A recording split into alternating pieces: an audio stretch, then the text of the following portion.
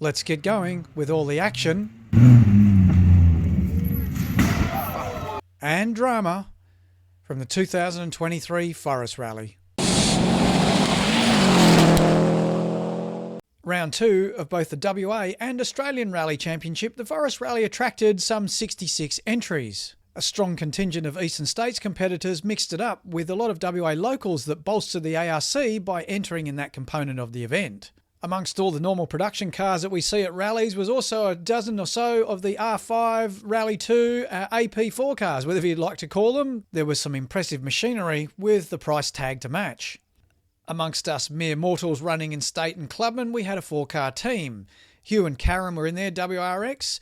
Glenn and Max brought the Glant VR4 out for round 2, and we had 2 clubmen, both in Imprezas. Tiana and Sammy, the only all-girl team in clubman, with Jack and Luke rounding out the quartet. As with this event every year, we'd been planning for months and preparing for weeks, and it all culminated with Friday night with the opening super special stages on the Bunbury Speedway, a combination of the autocross track coupled to the speedway circuit to make a 1.5k stage. Not the finest moment for Car Zero, however, it was a sign of things to come.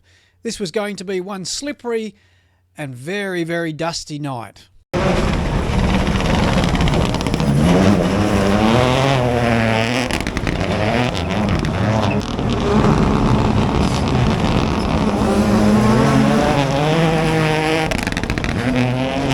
This is stage 1, the cars are running on a 30-second gap, and by the time the third car gets there, visibility is reduced to, well, almost zero.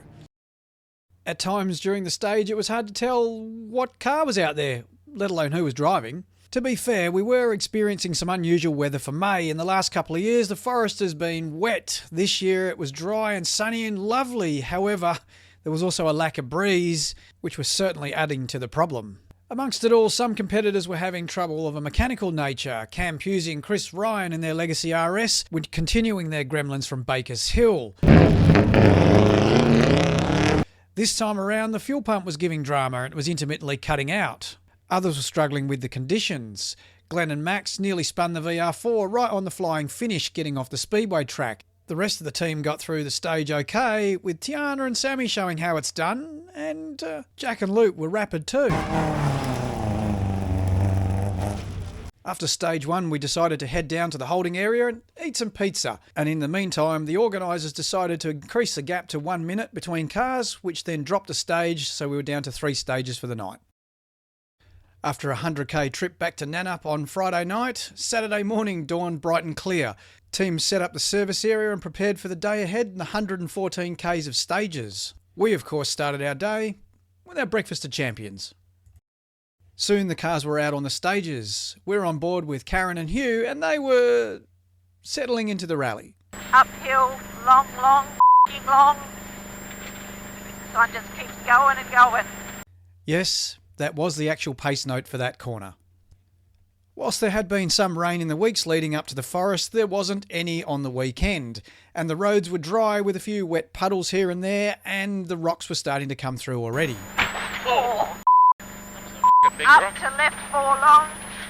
Whilst our team might have been finding a few rough patches in the stages, it was nothing in comparison to Paul and Ben Madlener. Oh, he's got his bumper hanging off, so he could have had a problem. You right? Yeah. They'd heavily rolled their Daihatsu Charade, and unfortunately they were then out of the rally. Unfortunately they weren't the only ones out early. Young Meebs, who's featured on this channel, and her driver Mike Gigney had trouble with the oil pressure in their Lancer, and unfortunately their car was on the trailer for the weekend. Also joining them was Jeff Leithater and Paul Helm. They were running Clubman Masters, and unfortunately the fuel pump gave up in their Escort, and they too were out. Clubman winners from round 1, Sam Moody and Dave Christian, charged hard from the get-go, leading the Clubman Cup after the first 3 stages on Friday night. The first stage on Saturday morning, however, would see the young driver put the car off the road just enough to get it stuck and lose an insurmountable 18 minutes in the stage. More on this pairing later in the rally. Oh shit, he's gone. Jared, you dickhead. That was the not-so-subtle moment when Jared Sewell and Adrian Burney went off the road with a broken brake pedal rod in their WRX. With the help of friends and family, they'd been working almost 24/7 to get the car ready for the forest, and unfortunately it was a disappointing end. They couldn't sort the car out and they had to retire. By around midday in Heat 1 of the rally, everything seemed to be going pretty well in our team. There was no major dramas and we were just doing routine maintenance. The same couldn't be said for some of the other teams. This is Jack Flanagan and Murray Hines. Their WRX is, well, what appears to be on fire. It was the signs of an expiring engine. Up to that point, the pair had managed to get themselves as high as equal third in the state championship.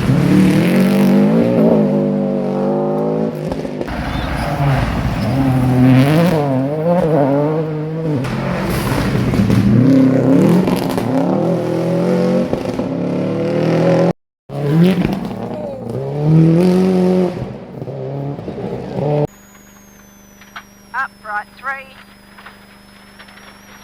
Towards the end of Heat 1 in the late afternoon, and that's where the drama and controversy started. The last stage of the rally was delayed, and then Karen and Hugh found that same rock from earlier in the day, and this time it punctured the tyre. When they found somewhere safe to pull off, they stopped and changed it, losing all up about 20 minutes.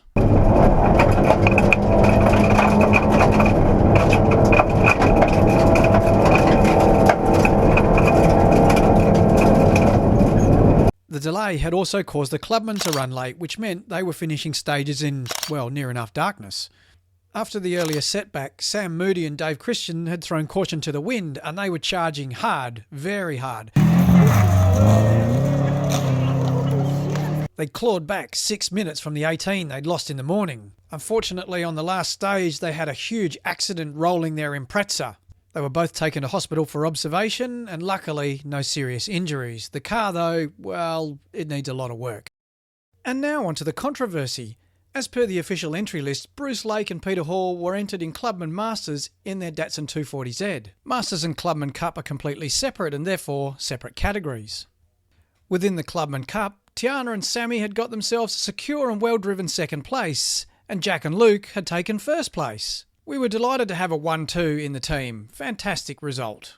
That all changed at the presentation for the Clubman though. Despite no official protest being lodged, no consultation with Clubman Cup competitors or a discussion with the stewards, a decision was made to switch Bruce and Peter from Clubman Masters to Clubman Cup, therefore relegating Tiana and Sammy to third place after competition had finished.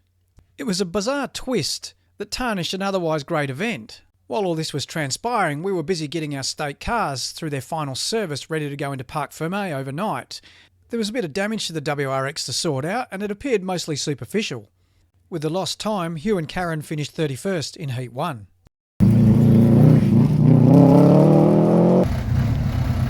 The VR4 though had run without skipping a beat and Glenn and Max had a great day finishing Heat 1 in 20th place. A great drive. Well done guys.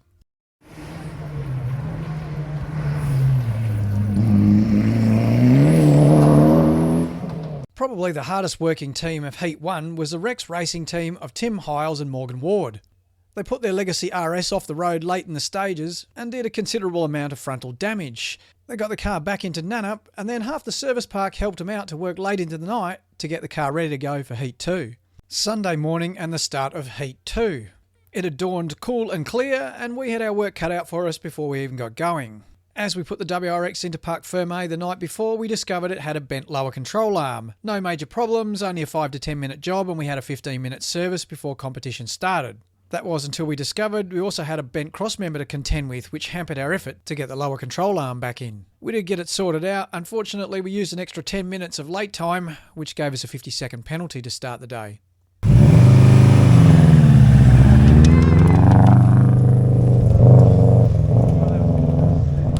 Heat 2 on Sunday was due to be a shorter day than Saturday. There was just a little under 60 Ks competitive across 5 stages, with the 5th stage being a power stage.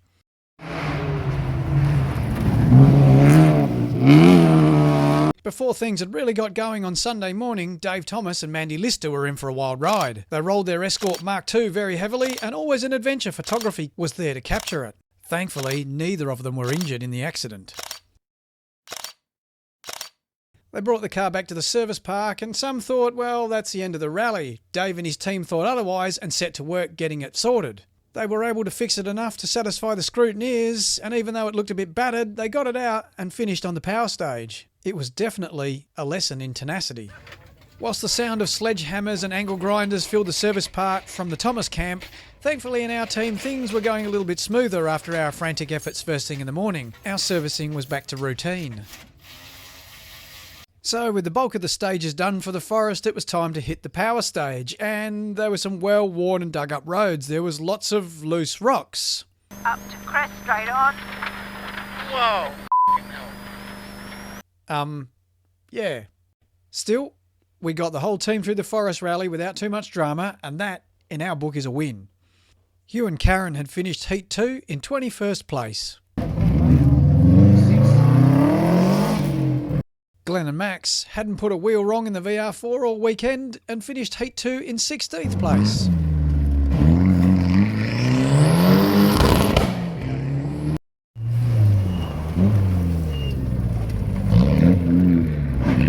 That rounded out our team for Heat 2, but what about the rest of the field?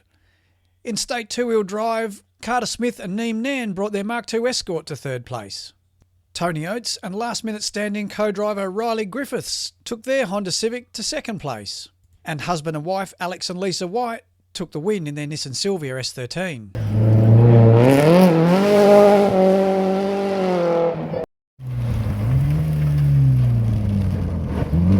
Let's take a look at the outright placings for Heat 2 in the State Championship.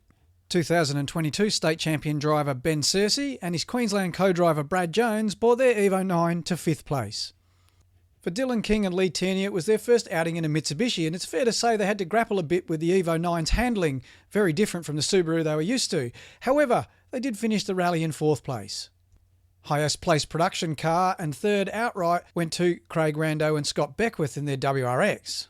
The pair had had a ding-dong battle with Peter Rullo and Jimmy Marquette in their Hyundai i20 Rally 2. In the end, the gap between 3rd and 2nd place was just 18 seconds in favour of Pete and Jimmy.